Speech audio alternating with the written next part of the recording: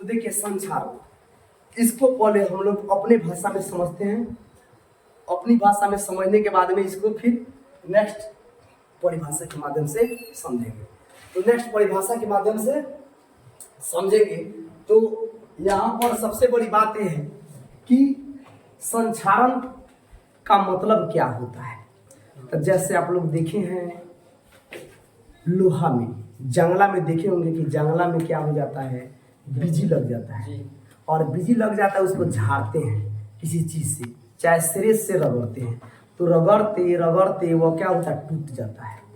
Same आप लोग को याद नहीं है, बचपन में हम लोग दिया से और लालटेन से पढ़े और लैंप से पढ़े।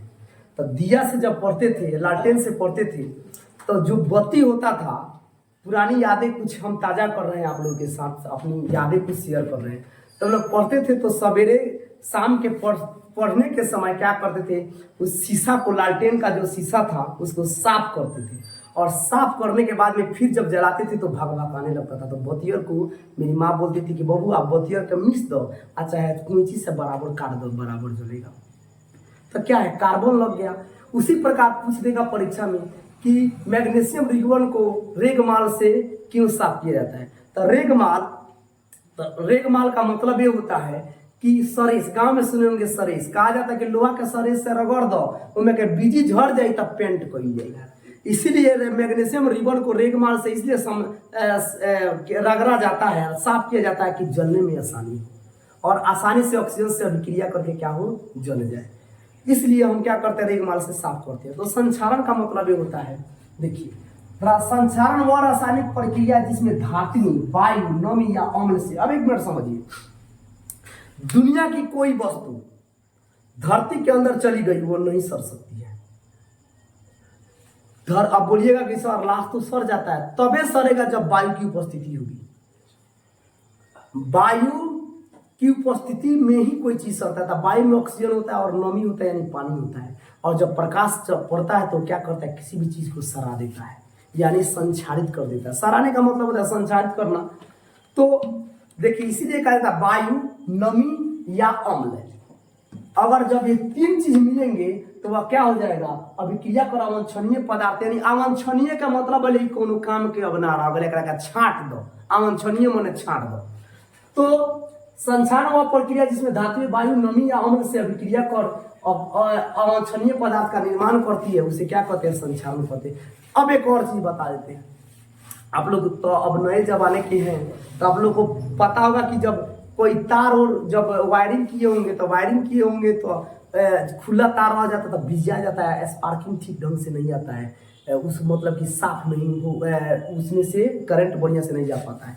तो आप लोग क्या करते हैं, फिर इसको काटते हैं या उसको ब्लेड से क्या करते हैं, साफ कर देते हैं, चाहे काट के नया उसमें से लगा के तब उसको जोड़ देते हैं। तो जोड़ देते हैं तो करंट बढ़िया जाने लगता है। इसका मतलब क्या हुआ, संचारित होना शुरू हो गया है।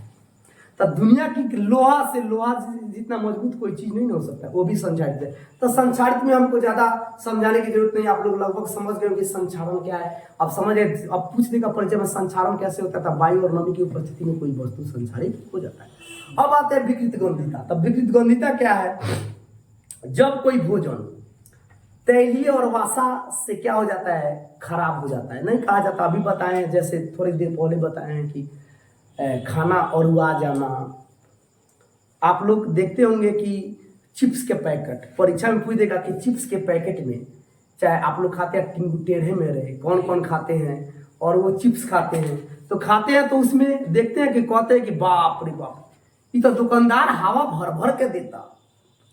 शायद आप लोग को पता नहीं कि हवा भर के नहीं देता है, उसमें से ऑक्सीजन, जहाँ से कंपनी बनाती है, ऑक्सीजन निकाल के नाइट्रोजन उसमें भर दिया जाता है ताकि चिप्स खराब ना हो। क्योंकि ऑक्सीजन में क्या होता है, नमी होती है, और नमी के कारण जब नमी कोई चीज में पड़ेगी तो वो क्या हो जाएगी, खराब हो जाएगी। आइए अब इसको परिभाषा के माध्यम से समझते हैं। विकृत गंधिता क्या है, वासा, अभी बताया वासा क्या है जी। कोई देखना, कोई बच्चा खूब मोटा हो जाता है। जैसे मान लीजिए हम कि एक बच्चा को बुलाते हैं, चाहे रहने दीजिए, नहीं बुलाते हैं, मान लीजिए कोई बच्चा को बुलाते हैं, आइएगा, आइए इधर आ जाइए, तो बुलाते हैं, यहाँ पर खड़े हो जाइए। अब इनको बुला दिए तो देखिए कितने एकदम पतले दुबले पतले हैं। तो दुबले पतले हैं तो देखिए इनके तैलीय है, तो तैलीय है, तो यहाँ पर जो है तैलीय है, देखिए पेट में क्या है, तैलीय है, तो ये बहुत पतले दुबले हैं, यानी इसमें जाइए। अब इसमें क्या हो गया, वासा की मात्रा क्या हो गई है, बढ़ गई है। तो वासा की मात्रा बढ़ गई है तो क्या हो जाता है, वासा अब समझ में आ गया, यानी जहां वासा के कारण चिकना तैलीय हो जाता है। वो भी छोड़ दीजिए, चलिए एक और उदाहरण देते हैं। मीट खाए हैं आप लोग, सारा कोई खसी का मीट खाए हैं, और जब खाते हैं तो कहते हैं, जब खाना खा के हाथ धोते तो हाथ में पूरा गासा में तिल लग जाता है, लग जाता तो क्या कहे, वाह खूब तेलाई मीट लगा, खूब तेलाई मीट लगा, क्या है, वासा है, तेल है, तैलीय है। तो देखिए वासा तथा तेल से बने पदार्थों में उपचयन की क्रिया के कारण गंध और स्वाद का उत्पन्न हुआ। तो गंध यानी महकने लगेगा, ज्यादा दिन तक छोड़ दीजिएगा तो किसके कारण गंध उत्पन्न होता है, तो वासा तथा तेल के कारण तो उत्पन्न होने लगता है, जिसे क्या कहते हैं, व्यक्ति गंधिता कहलाती है। यानी वह खाना हमारे लिए अच्छा नहीं है। तो वह जब खाना हमारे लिए अच्छा नहीं है तो हम क्या बोलेंगे उसको, कि वह खाना खराब हो चुका है। तो खाना खराब हो चुका है यानी क्या हो चुका है, संक्षारित हो चुका है। आइए इसको हम एक और माध्यम से समझते हैं। देखिए BHA और BHT क्या है। तब BHA का मतलब था B for butylate, S for hydroxy, A for anisole. BHT का मतलब क्या था, B for butylate, H for hydroxy, T for toluene. तो ये क्या होता है, दोनों को अगर मिला दीजिएगा तो वासा और तेल आसानी से उपचरित नहीं हो पाती है। यानी उपचरित जब वासा और ये दोनों पूछ देगा कि कोई दो को ऐसा चीज बताइए, कोई दो को ऐसा यौगिक बताइए जिसको डाल देने से, जिसको मिला देने से वासा और तेल आसानी से उपचरित नहीं हो पाती है। तो आपका हो जाएगा, इस सब बीपीएससी यूपीएससी लेवल का क्वेश्चन इसमें पूछता है। तो बीपीएससी यूपीएससी का तैयारी करने के लिए हमें नहीं लगता है ज्यादा कुछ करने की जरूरत है। आप लोग छठा से उठाइए, ऑल सब्जेक्ट इंटर तक बारीकी से पढ़ लीजिए। हमको लग रहा है कि मेरा विश्वास है, मेरा अपना मत है कि 80% आपकी तैयारी फाइनल हो गई है। तो देखिए BHA का मतलब क्या होता है, ब्यूटिलेट हाइड्रोक्सी एनिसॉल, और BHT का मतलब क्या होता है, ब्यूटिलेट हाइड्रोक्सी टोलुइन।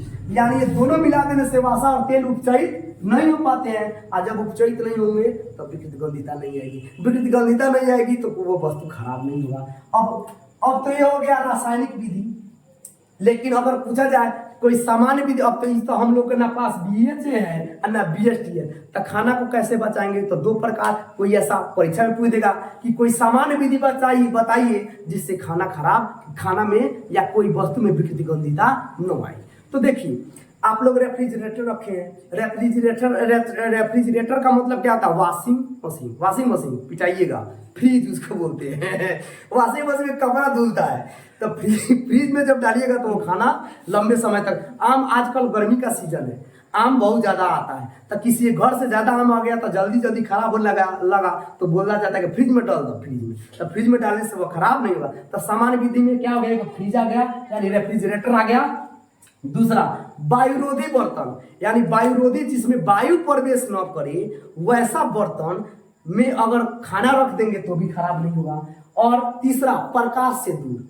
आप लोग को पहले ही बता दिए हैं कि कोई चीज खराब कब होता है, नमी, वायु और प्रकाश। ये तीन चीज मिल जाएगा तो दुनिया की कोई भी वस्तु को सारा गला देगा, चाहे शरीर ही क्यों ना हो। तो पूछेगा सर शरीर क्यों नहीं जलाता है, तो आपको पता नहीं है कि बायोलॉजी का घटना है। यहाँ पर बायोलॉजी चलाएगा। अब इसके बारे में बायोलॉजी चैप्टर जब शुरू करेंगे तो उसमें बताएंगे। तो आप लोग को समझ में आ गया संक्षारण और विकृत गंधिता। एक स्क्रीनशॉट ले लीजिए और इसके आगे हम लोग अब समझने की कोशिश करेंगे दहन। आइए स्टार्ट। आइए अब दहन के बारे में हम समझते हैं। दहन क्या है। तो दहन का मतलब होता है जलना। दहन का मतलब होता है जलना। तो जलना उसे दहनशील या ज्वलनशील कहते हैं। यानी उससे क्या कहते हैं, दहनशील या ज्वलनशील कहते हैं। दहन का मतलब क्या होता है, जलना। तब कार्बन, सल्फर, मैग्नीशियम, मोमबत्ती, लकड़ी। अब यहाँ पर समझने वाली बात है कि दहन का मतलब क्या होता है, जलना। अब एक चीज समझिए कि कोई चीज जलता कब है। तो कोई वस्तु तब जलता है जब अपने न्यूनतम ताप को प्राप्त कर जाता है। पूछिएगा आग कैसे लगता है। जैसे आप लोग बड़े बड़े जंगल में देखते होंगे कि अपने आप आग लग जाता है। तो अपने आप आग लग जाए उसको बोलते हैं क्या बोलते हैं? दवानल। क्या बोलेंगे? जब अपने आप आग लग जाए तो उसे दवानल बोलते हैं। दवानल कैसे होता है? तो देखिए, जब कोई वस्तु न्यूनतम यानी गर्म होके, माने प्रकाश से गर्म होके जब न्यूनतम ताप तक पहुंच जाए तो वहां पर हवा बहती है, तो एक पत्ता दूसरे पत्ता से या एक डाल दूसरे डाल से टकराने के बाद में घर्षण आ जाता है और आग लग जाता है बड़ी बड़ी जंगलों में। तो पूछे कोई आग कैसे लगता है? तो जब कोई वस्तु अपने न्यूनतम ताप तक पहुंच जाए उसे क्या कहते हैं? दहन कहते हैं। अब जैसे देखिए, यहाँ पर हम लोग बचपन में खेले हैं, पापा जी के अपना चश्मा ले जाके हम क्या करते थे, लकड़ी में बांध के अब प्रकाश के सामने ऐसे करते थे तो बिंदु के टाइप आ जाता था। और थोड़ी देर रखने पर क्या होता था, कोई वस्तु, कागज जलाते थे हम लोग, हाथ किसी का जला देते थे, तो उस समय हम लोग समझते थे कि हम लोग मंत्र पढ़ के डाल रहे हैं। लेकिन वह कोई भी वस्तु जब अपने न्यूनतम ताप तक जल पहुंच जाए तो क्या कहेंगे, वह दहन कहलाएगा। तो देखिए, दहनशील और अदहनशील, तो जो वस्तु नहीं जलता है, आसानी से जो जल जाए उसे, एक बार फिर से समझिए, जो वस्तु आसानी से जल जाए उसे दहनशील कहेंगे, जो वस्तु आसानी से नहीं जले उसे अदहनशील कहते हैं। उदाहरण में दहनशील क्या क्या हो जाएगा? तो लकड़ी हो जाएगा, कार्बन, सल्फर, मैग्नीशियम, मोमबत्ती, लकड़ी, ये सब क्या हो जाएगा? दहनशील। और दहनशील जो जले नहीं, तो ईंटा जल जाएगा, बालू जलेगा, पत्थर जलेगा, तो ये सब मिट्टी जलेगा। तो पूछा जाएगा कि दहनशील क्या है? तो जो आसानी से जल जाए उसे दहनशील कहते हैं, और जो आसानी से नहीं जले उसे, आसानी से मतलब जले ही नहीं, उसे अदहनशील कहते हैं। तो उदाहरण के रूप में देख लीजिए। अब आइए थोड़ा सा कुछ रसायन पढ़ रहे हैं, तो रासायनिक चीज तो आना ही है, तो समीकरण आना ही है। तो देखिए, C+O2 जब अभिक्रिया कराते हैं तो CO2 बनता है। तो CO2 के साथ ऊष्मा भी आता है और प्रकाश भी आता है। S+O2 तो SO2, ऊष्मा भी आता है, प्रकाश भी आता है। कहेगा कि ऊष्मा और प्रकाश का दो उदाहरण दीजिए, परीक्षा में कह दे कि ऐसा समीकरण लिखिए जिसमें ऊष्मा और प्रकाश दोनों हो। तो देखिए, आप लोग के सामने हमने इतना लिख दिया है, Mg+N2, तो Mg3N2 बन गया, ऊष्मा और प्रकाश। H2+Cl2, HCl+ ऊष्मा प्लस प्रकाश, यानी सब में ऊष्मा और प्रकाश होगा।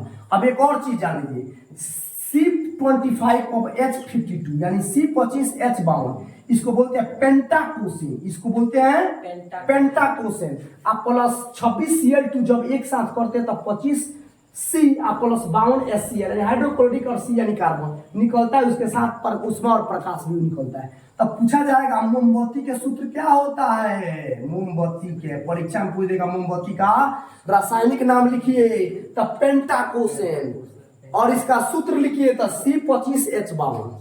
मोमबत्ती का सूत्र हो गया। अब आता है दहन के लिए शर्त। तो दहन के लिए क्या क्या शर्त है? तो जो आसानी से यानी जल जाए, यानी दहनशील पदार्थ की उपस्थिति, यानी जो जलने वाली वस्तु है उसकी उपस्थिति होनी चाहिए, दहन के पोषक पदार्थ की उपस्थिति होनी चाहिए, ज्वलन ताप की प्राप्ति होनी चाहिए, यानी निश्चित ताप तक पहुंचनी चाहिए। तो ये तीन शर्त पूछ देगा परीक्षा में, दहन की तीन शर्त लिखे तो दहनशील पदार्थ की उपस्थिति, दहन के पोषक पदार्थ की उपस्थिति, ज्वलन ताप की प्राप्ति। अब आगे आते हैं मोमबत्ती। जैसे मोमबत्ती यहाँ पर हो गया, मान लीजिए ये मोमबत्ती आपका हो गया। अब थोड़ा सा फिगर इधर उधर बन जाएगा, आप लोग समझ जाइएगा, ठीक है? तो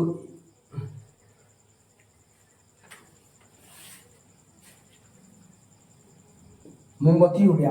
तो मोमबत्ती में क्या होता है? मोमबत्ती का चार क्षेत्र कहेगा लिखने के लिए। तो मोमबत्ती का चार क्षेत्र होता है, एक नीला क्षेत्र होता है, एक क्या होता है, काला क्षेत्र होता है, एक दीप्त होता है, एक अदीप्त होता है।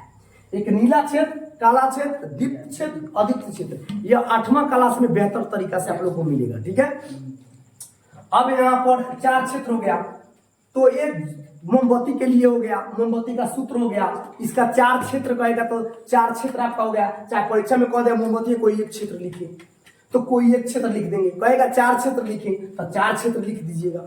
अब बात आता है खाना बनाने के लिए। तो खाना बनाने के लिए हम लोग घर में किस चीज का इस्तेमाल करते हैं? तो गैस का।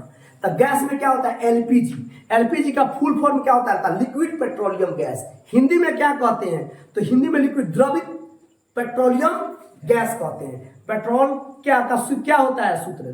पेट्रोल का हिंदी में क्या कहते हैं? सीला तेल। याद रखिएगा। तो देखिए, एथेन, प्रोपेन और ब्यूटेन, यह तीनों का मिश्रण होता है। एलपीजी गैस में एथेन, प्रोपेन, ब्यूटेन, यह सूत्र आप लोग को एथेन, प्रोपेन, ब्यूटेन का सूत्र जो है आप लोगों को 4 चैप्टर यौगिक यानी कार्बन चैप्टर में आप लोग को मिलेगा। तो देखिए अब पूछ देगा कि एलपीजी गैस में मुख्य अवयव कौन से हैं। अवयव माने घटक, घटक माने क्या होता है, मान लीजिए कॉलम है, काती काती से मिलके बना है, तो नीब से, ढक्कन से, स्याही से, बहुत सारा चीज मिलके बना होता है। तो अलग अलग कर दीजिएगा तो घटक हो जाएगा, एक कर दीजिएगा तो कॉलम हो गया। यानी कहने का मतलब है, मान लीजिए यह बोतल है, बोतल है तो ढक्कन उठा के अलग फेंक दिए, ये उठा के अलग, पेपर उठा के अलग फेंक दिए, तो यह जो है फ्रूटी का एक बोतल है। तो फ्रूटी कैसे तैयार होगा, तो सबको अलग अलग कर दिए तो उसका घटक हो गया, मिला दिए तो एक फ्रूटी हो गया, फ्रूटी का बोतल हो गया।